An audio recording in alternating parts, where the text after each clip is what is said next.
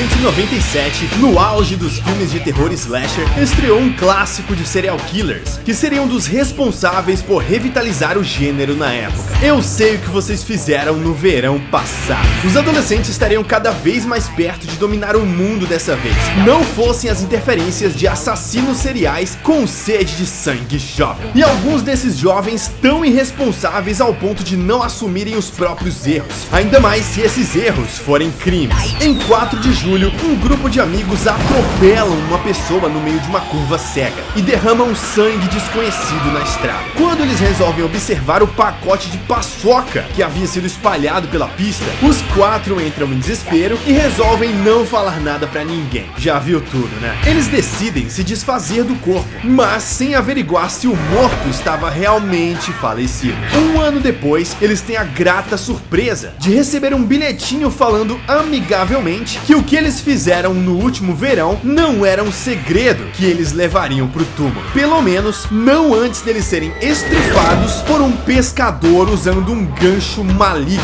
e disposto a sacaneá-los como nenhum outro assassino teria paciência de fazer. Como dar um trato no seu corte de cabelo, se esconder atrás de moitas e fingir que é um manequim. Eu sou o Wes do Cinemania e hoje é o dia de reassistir Eu Sei o que Vocês Fizeram no Verão Passado. Esse filme com um nome colossal que marcou a trajetória de muitos fãs de terror. Todo o elenco, as cenas icônicas, até o próprio nome do filme traz muita nostalgia. Mas será que ele continua sendo um slasher realmente bom e divertido? Ou envelheceu mal? É o que vamos descobrir agora. Mas antes, não esqueça de deixar o seu like para ajudar no engajamento deste vídeo, beleza? Então, hora de enterrar a verdade. Se enterra. Load up on guns and bring your friends. O filme foi dirigido por Jim Gillespie, um diretor que teve uma filmografia bem apagada. Depois desse filme, ele não fez mais nada de muito relevante, como por exemplo Venom, de 2005, sobre um cara que virou um zumbi depois de ser possuído por espíritos. Quem era da época das locadoras vai lembrar. Só que a grande curiosidade está no nome do roteirista, Kevin Williamson. Pra quem não sabe, Williamson é o mesmo roteirista de Pânico, e daí veio toda a confusão. Eu Sei o que Vocês Fizeram é uma cópia de Pânico? Em essência, não, porque os dois saíram da mesma mente criativa. E além disso, Eu Sei foi vagamente baseado em um livro, um romance de mesmo nome, escrito por Lois Duncan. Vagamente mesmo, eles aproveitam os nomes dos personagens e o fato de acontecer um atropelamento. O resto é tudo adaptado para funcionar como um filme slasher dos anos 80. Mas tecnicamente, sim, tecnicamente é uma cópia. Ou melhor dizendo, um pastiche. Porque Pânico era da produtora Miramax, enquanto esse era da Columbia. Quando a Columbia Pictures iniciou a campanha de marketing, os caras meteram essa chamada do criador de Pânico, ou seja, Kevin Williamson. Só que a Miramax meteu um processo afirmando que essa frase insinuava que o criador referia-se ao Wes Craven. Os caras eram espertos. A Columbia perdeu o processo e tiveram que retirar. Eu acho hilário que nas capas do DVD eles colocam uma frase de uma crítica, uma rinha muito louca, mais risos e medo que em Pânico. Só pra deixar claro, tá? E a real é que esse filme é bem diferente de Pânico em muitos sentidos. Enquanto lá era uma sátira com autorreferências e tudo mais, aqui não tem nada disso. Ele é um terror bem mais direto, inspirado em Prom Night, no Brasil A Morte Convida para Dançar, de 1980, com a Jamie Lee Curtis, e em Assassinatos na Fraternidade Secreta, de 1982. Enfim, apesar de vir na onda de Pânico, ele foi tão importante pra época quanto porque vitalizou o subgênero de terror adolescente que já estava em decadência. Foi tão icônico que foi um dos principais filmes parodiados no primeiro Todo Mundo em Pânico. Todas as cenas icônicas os caras parodiaram lá. E no ano seguinte, em 98, ele ganhou uma continuação, a Eu Ainda Sei o que Vocês Fizeram. E em 2006, o Eu Sempre Saberei o que Vocês Fizeram, que foi um lixo lançado diretamente pra DVD e não contou com o elenco original. Conseguiram piorar? Conseguiram! A Amazon lançou uma série em 2021, negócio horripilante, quase um objeto de ofensa, e em 2025, uma nova sequência com o retorno de alguns atores originais. Então, icônico ele foi, mas será que continua sendo um bom filme? Vamos pra história e em paralelo eu vou contando mais.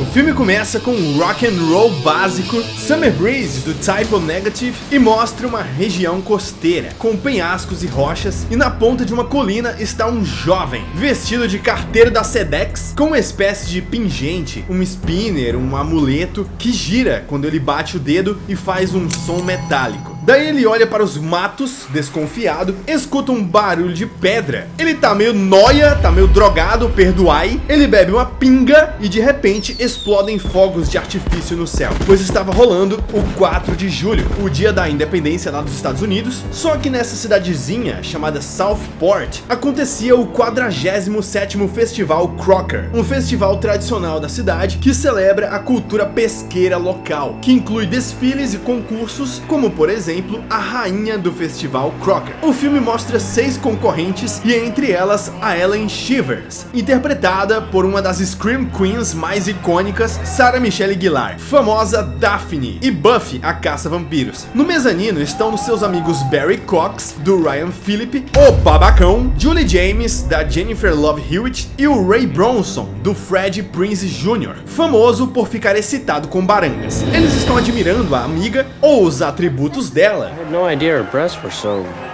Olha, eu não tinha reparado, mas agora que você falou, a Julie, que é a protagonista, parece ser uma pessoa tão legal no começo. Ela é tão meiga, mas daí avança o filme e ela fica insuportável. Nossa, muito chata. A Ellen faz um discurso de que ela vai contribuir para o bem no mundo, sendo atriz. Tá bom, todo mundo cai na conversa, tanto que ela ganha o concurso. Pô, tem uma mina aqui que tá vestindo uma toalha de piquenique. Também não foi tão difícil, né? Mas fala sério, a Sarah Michelle Gellar é muito lindinha mesmo. Faltou só depilar o sovaco. Desde o começo, ela fala do cabelo, como é importante ter um cabelo bonito, sempre delineado, pá, sendo que o cabelo dela é mó genérico. E mais genérica é essa relação dela com a irmã mais velha, Elsa, que aparece em todas as cenas fazendo bullying com a irmã e segue assim até morrer. Personagem bem reba. Quem fala com a Julie é o Max. A cara dele de quero te jantar é muito bizarra. Max arranja briga com a patotinha da Julie, principalmente o Barry, que é um desequilibrado. Eu realmente acho que o Johnny Galecki nasceu com 40 anos, porque o mano tinha a mesma cara que ele tem hoje desde 1997. Os 4 vão até uma praia pra fazer uma fogueira e contar histórias de terror. E a história principal é a do Homem Gancho, uma lenda urbana sobre um cara com mãos de gancho que ataca um casal em um carro estacionado. Aqui é colocado propositalmente pra fazer um paralelo com o assassino do filme, apesar de ser uma coincidência meio estranha. Sério que eles estão conversando sobre isso logo no filme que eles vão ser assassinados por um cara com um gancho? Vai parecer até que o assassino fica ouvindo eles conversarem o tempo todo, mas lá na frente ele vai ficar mesmo, vocês vão ver.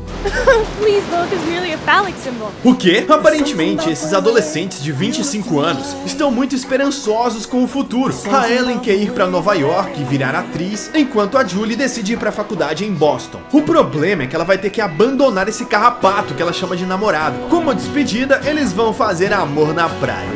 Não. Que lindo, né? Mas como diz a minha amiga Janet, Vão pra um motel. como o Barry está bebaço, o Ray vai dirigir o carro do pai dele. Ele age como se esse carro não fosse um Santana 2000. Daí uma cena clássica de adolescentes no carro. O Barry encarna com o demônio e coloca um rock no rádio, coloca a fuça de fora no teto solar e fica pedindo pra morrer. A merda acontece quando ele derruba uma garrafa no Ray, que tira a atenção da estrada e esbagaça uma silhueta fantasmagórica que estava misteriosamente parada esperando ser atropelada. O negócio foi tão violento que espirrou sangue na cara do Barry. Eles ficam preocupados porque a batida amassou o carro, mas não viram o mais legal. A Julie encontra uma bota com sangue no canto da pista. Quando eles vão investigar, tava lá o corpo do Benito. Tecnicamente o cara estava vestido de carteiro, igualzinho ao rapaz sentado na colina. Porém, estava quase irreconhecível com tanto sangue. Segundo o Ray, o rosto estava deformado. Foi atropelado por um carro ou por um debulhador de milho? É muito acertado que essa cena do cara sentado na colina é extremamente dúbia. Percebemos então que ambos são completos imbecis, principalmente o Ray, que não sabe ouvir os batimentos do homem e verificar se ele estava realmente morto.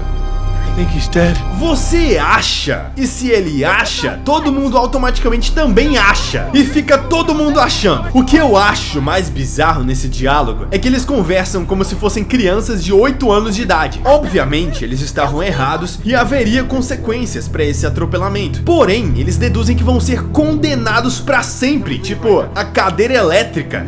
We're gonna fry no matter who takes the fall. É um pensamento muito infantil. Eles agem como se não houvesse perícia na parada. Alguém iria comprovar que realmente foi um acidente, que não foi um homicídio doloso, mas eles resolvem agir por conta própria. É até muito confuso entender como eles chegaram nessa decisão final, porque a única com algum senso moral é a Julie. Mas o Barry simplesmente grita mais alto e resolve se livrar do corpo. O único que eu entendo estar desesperado é o Ray, que diz não ter família e nem dinheiro pra sair dessa. Então beleza, digamos que ele não possa pagar um advogado. O resto só ia ficar com a ficha manchada. Enfim, dá pra discutir 3 horas as possíveis opções que eles teriam. De repente, surge um outro carro na via e era o Max. Os caras escondem o corpo e fingem estar passando mal. O Max fica desconfiado, mas de buenas, né? Só tinha sangue no carro. Eles vão até o cais, levam o corpo para ser comido por tubarões e é quando o Ray caga-se e nega jogar o corpo dali. É quando aparece um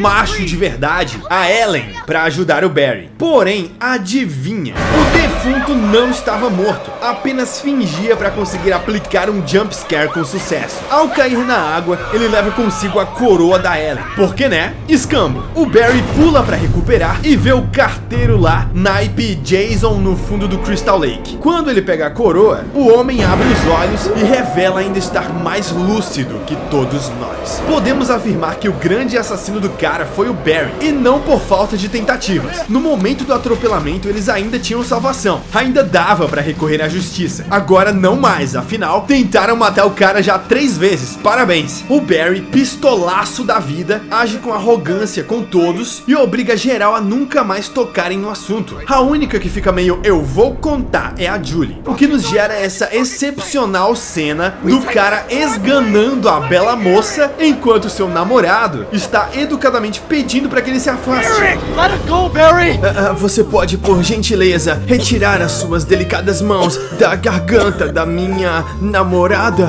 Só se puder, tá legal? Só se puder, não se incomode muito. Só um adendo para falar dos atores. Os 3 são muito convincentes, menos o Freddie Prinze Jr. Ele não atua muito bem não, as expressões dele são meio forçadonas. Por incrível que pareça, ele tá muito melhor em Scooby-Doo. It'll be okay. Vai dar tudo errado.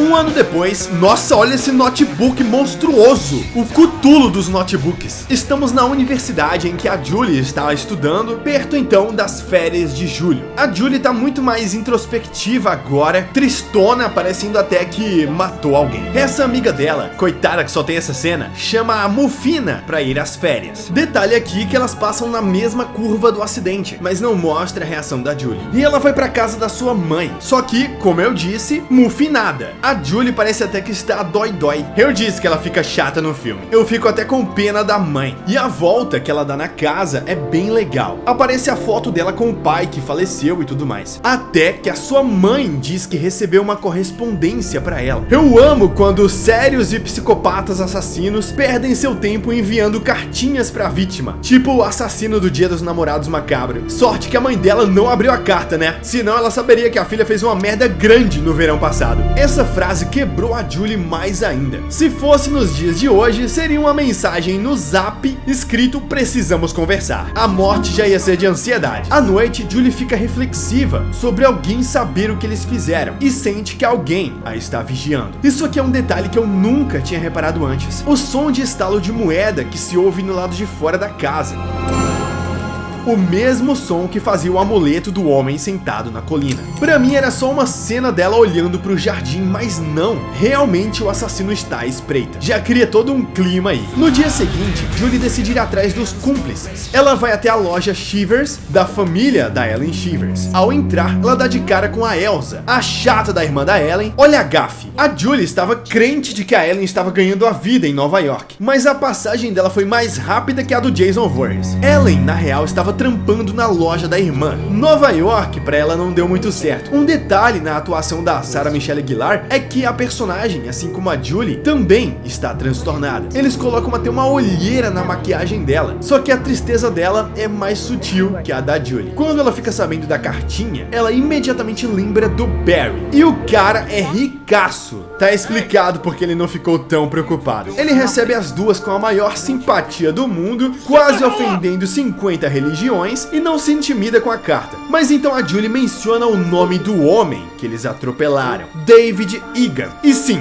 David Egan era o cara que estava na colina em 4 de julho. Ao que parece, encontraram o corpo dele numa rede de pesca 3 semanas depois. Beleza, se tivesse uma quinta pessoa por lá que soubesse o que eles fizeram, só poderia ser ele, Leonard Hofstede. Então o Barry vai até as docas ameaçar enfiar um gancho de metal na bunda do Max. Maluco simplesmente é um psicopata. Se liga na tentativa do filme de fazer a gente suspeitar de que seria o Max, só porque ele segurou o gancho de maneira ameaçadora. Depois dali, eles dão de frente com o Ray, que virou um pescador aleatório. Alguém deveria proibir o uso de regatas em público. Ray e Julie saem pra botar a conversa em dia, e eu não gosto dessa cena porque o cara tá abrindo o coração pra ex-namorada, porque eles terminaram depois do homicídio, né? E ela simplesmente sai correndo. Ela não devia estar aguentando o cheiro de bacalhau do cara. Inclusive, o cheiro de peixe nessa cidade provavelmente deve ser sinistro. A primeira cena de morte do filme é a do coitado do Max, que no roteiro original não morreria. Essa cena foi incluída em refilmagens extras para poder acontecer alguma morte antes da primeira 1 hora de filme. Parando para perceber, ela é realmente a única morte antes do terceiro ato. Alguém pega o gancho que o Max pôs no gelo e enfia no maxilar do cara. Adoro essas metáforas. Por que ele decidiu matar o Max? Porque ele foi embora e não impediu que os caras jogassem o seu corpo no rio? Mas ele nem viu o que estava acontecendo? Ou só porque ele conhece os adolescentes? Coitado, tava trampando e morreu de graça. O filme corta pro Barry treinando numa academia e de repente, quando ele sai do banho, o mano encontra uma Polaroid do seu carro e escrito "Eu sei" embaixo. Alguém sabe que ele sabe que você é gay. Ele só dá a volta no corredor e o assassino tem a pachorra de roubar um casaco dele e a chave do carro. Pra que ele roubou o casaco? O cara sai cantando pneu com o Santana 2000, uma claríssima referência a Christine, o carro assassino. Tenho a impressão de que eu já falei desse filme. Eu acho que a melhor maneira de escapar de um carro é correr em linha reta pela rua que ele está. Mas no fim, o assassino encurrala o Barry e sapeca o desgraçado num point do jogo do bicho. Ele sai do carro e se mostra com uma capa de pescador, com a gola levantada, todo descolado, um chapelão e com um gancho na mão. Nesse momento, o filme só mete um fade out e o Barry aparece no hospital vivaço. Ué, não matou o cara aqui por quê? Aqui começa a zoeiragem do assassino. Eu não sei por que diabos ele fica esperando as estrelas se alinharem pra matar a vítima. O próprio Barry diz que o maldito só tava brincando com ele. Ou seja, o assassino gosta de umas 9 horas, gosta de um lenga-lenga. Ele curte um lero-lero. Contudo, os inteligentes não querem confessar à polícia. Eles preferem continuar sofrendo bullying do assassino. Certo ponto, eles usam os 4 neurônios que cada um tem e imaginam que o tal David Egan deve ter uma família. Well, it's gotta be a friend or a family member of the guy we hit. As Pest Friends jogam o nome dele no World Wide Web e descobrem que o David Egan tinha uma noiva chamada Suzy, que morreu afogada quando ficou presa em um carro que se descontrolou e caiu no mar. Porém, o Egan saiu ileso, isso 2 anos atrás. E sim, ele tinha uma irmã. Essa irmã morava afastada da cidade e se chamava Melissa. A Ellen faz uma referência a Judy Foster em Silêncio dos Inocentes, naquela cena do Buffalo Bill. What if they're waiting for us? Jodie Foster tried this in a skin-ripping serial killer. A casa aparentemente não tinha ninguém, mas a irmã do David Egan aparece. Elas metem um migué de que o carro enguiçou e entram no lugar. Essa personagem é interessante porque ela tem uma feição amigável ao mesmo tempo que parece uma psicopata. Bizarro também que a cada metro de qualquer ambiente tem uma capa de pescador do nada. A irmã ainda comenta que apareceu um rapaz na sua casa pra dar os pêsames. Um amigo do David, chamado Billy Blue. Ele trabalhava na TIM. Ao que parece, depois da morte do David, a família dele ficou toda desestruturada e rompida, o que entristece ainda mais a Julie, que decide dar o fora. Gosto também que o filme separa alguns minutos pra tratar do relacionamento entre as personagens e como a amizade delas praticamente acabou depois do... Ai! Deixa eu perguntar, precisavam chegar no Jump assim? Mas melancolia mesmo é o pai da Ellen, que fica assistindo televisão, não se importa com a filha chegando em casa e muito menos quando um doente mental entra com um gancho na mão. É surreal como esses serial killers conseguem invadir casas no stealth utilizando 5 quilos de roupa, em que ele não consegue ver nada. Ele se esconde no armário da Ellen, que se produz toda pra dormir. Ela é o tipo de pessoa que passa perfume pra dormir. Daí aparece a intragável da irmã dela pra tirar uma do cabelo da desgraçada. Sai daqui, filhote do cão! Quando a Ellen acorda no dia seguinte, ela simplesmente se encontra com os seus cabelos todos cortados e a palavra logo escrito no vidro com batom. Sinto muito dizer isso, mas pra mim o teu cabelo não mudou nada. E que tipo de assassino tem o trabalho de invadir uma casa, arriscando ser pego, só pra cortar o cabelo da vítima e sair vazado? Será que ela acordou com a unha pintada também? A Julie vai encontrar a garota e sai no carro. Entretanto, ela percebe que o carro tá mais pesado do que deveria. Quando ela estaciona e vai averiguar, tava lá o corpo do Max, cheio dos caranguejos. Beleza, ela sai correndo e traz os brother até o carro. Só que quando eles abrem, o corpo sumiu! Mas não só o corpo. Aí é que tá o problema. O assassino teve o trabalho sobre-humano de tirar todos os caranguejos e, detalhe, deixou tudo arrumadinho. Olha só que classe. Zoeira que ele teve esse trampo, né? Qual o objetivo de esconder tudo depois? É uma pegadinha do João Kleber? E vira até piada, porque logo vem à mente que esse cara tá escondido atrás do arbusto, dando risada silenciosamente, porque essa foi a sua maior vigarice. Pelo menos rendeu a cena clássica dela girando na rua e gritando.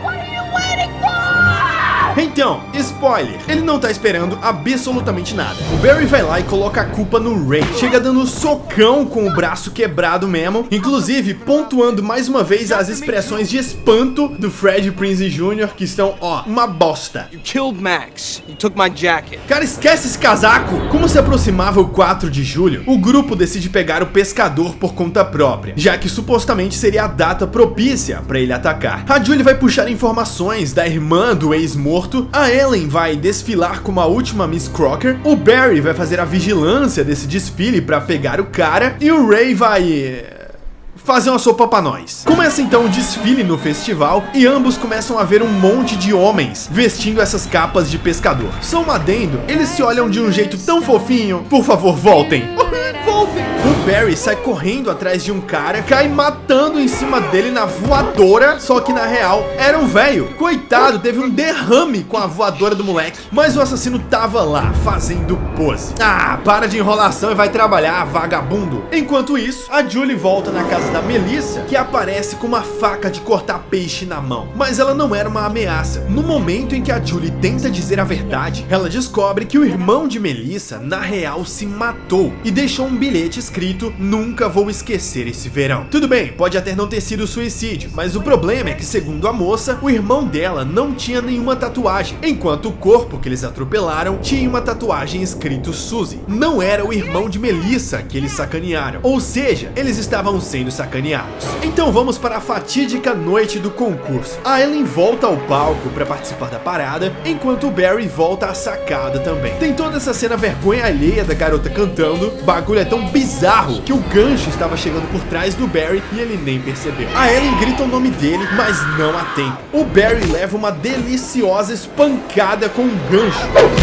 O estranho é que ela gritou, apontou em direção ao balcão e nenhum infeliz do inferno teve a audácia de ir lá verificar. Nem olharam pra cima. Ao contrário, aparece esse policial se fazendo de surdo e fica perguntando uma coisa que ela já tinha falado. O que irrita mais nos filmes de terror? Adolescentes ou policiais? Os dois vão até lá, mas o cara, na preguiça, assume que não tinha absolutamente ninguém lá. Nem pra observar que tinha um sanguinho escorrendo na madeira. Ele tá com muita preguiça. A Ellen só desiste de procurar, fica lá chorando. E finalmente, a Julie descobre que a Suzy morreu e deixou um familiar, seu pai, um pescador local, chamado Benjamin Willis. Benjamin Arrola. Vamos agora pra essa que provavelmente é uma das maiores perseguições do slasher, em termos de duração. A Ellen pega uma carona com o polícia, que tá na maior vontade de achar o corpo do Barry. I'll contact Barry's parents, we'll put out a search for him, alright? Não sei se tu percebeu, mas você é a polícia! Quando eles pegam um atalho por um beco beco macabro, ele decide ajudar um cara consertando um carro. Obviamente, era o pescador. Mas por que demo ele estava consertando um carro no meio da rua? É um pescador ou um mecânico? Essa peça aqui que você queria? É essa mesmo.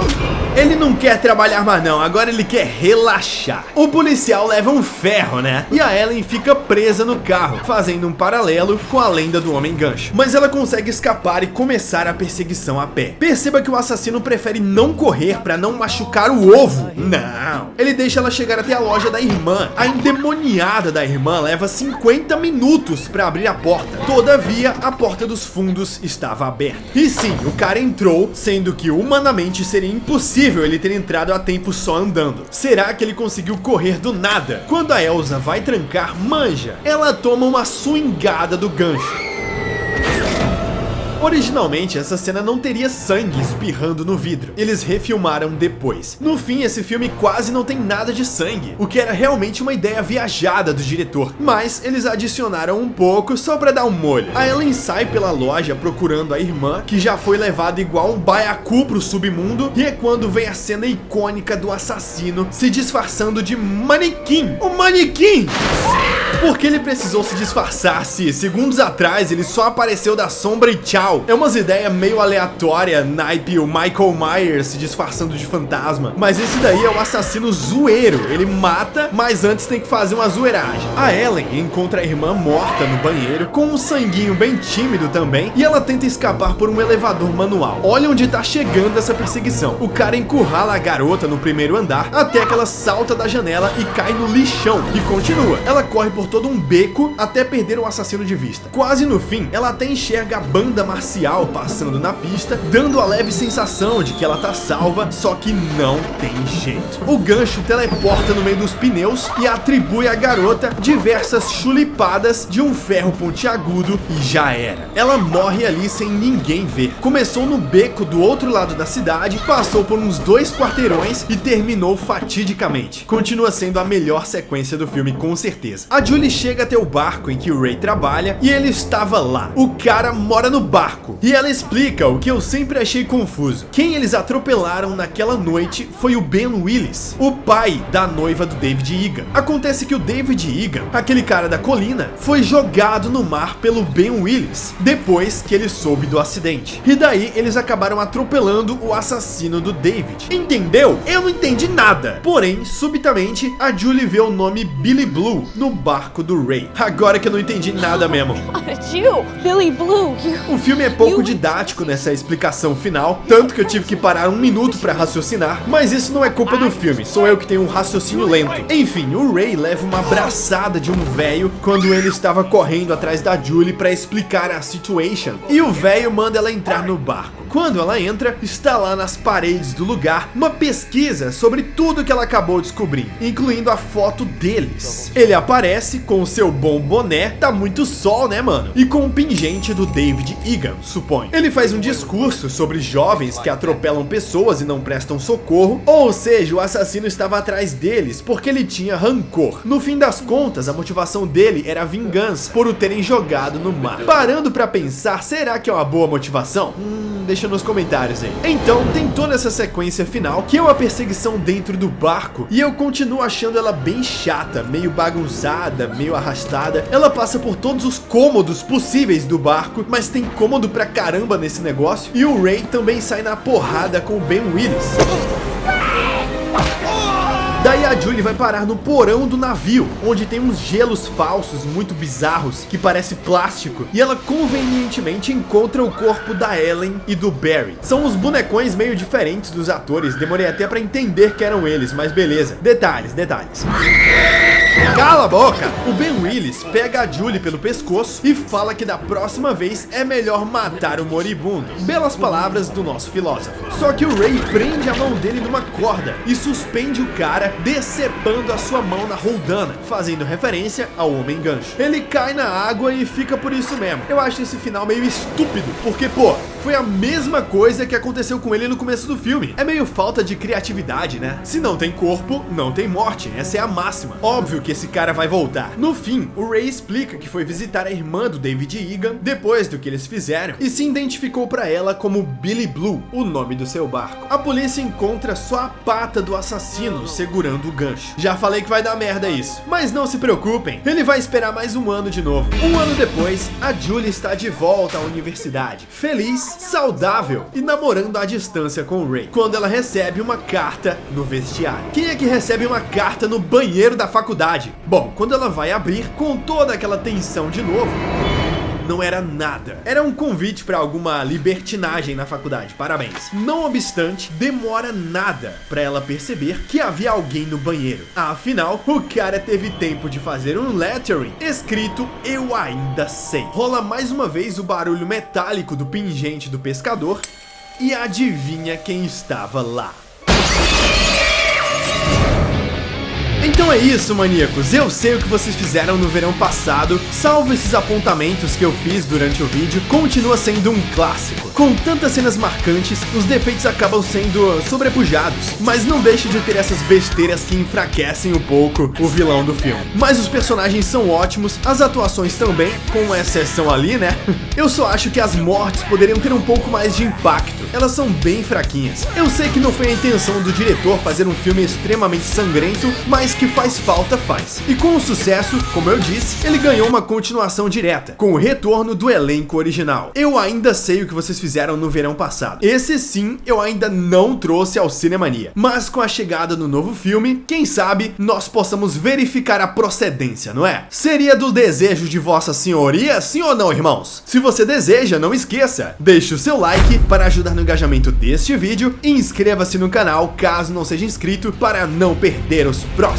Siga-me no Instagram porque lá eu falo diretamente com a galera, e se você tem interesse em receber os vídeos antecipadamente, bem como ter o seu nome e a sua foto creditados aqui no final dos vídeos, considere ser um membro do canal, porque assim você recebe esses benefícios e me ajuda a manter o Cinemania de pé. Lembrando que os vídeos também estão disponíveis em formato de áudio no Spotify e no YouTube Music para você ouvir como podcast. Deixa um comentário lá no Spotify também. Muito obrigado a todos vocês, e em breve eu volto para mais um vídeo e até a próxima. With the lights on, it's less dangerous. You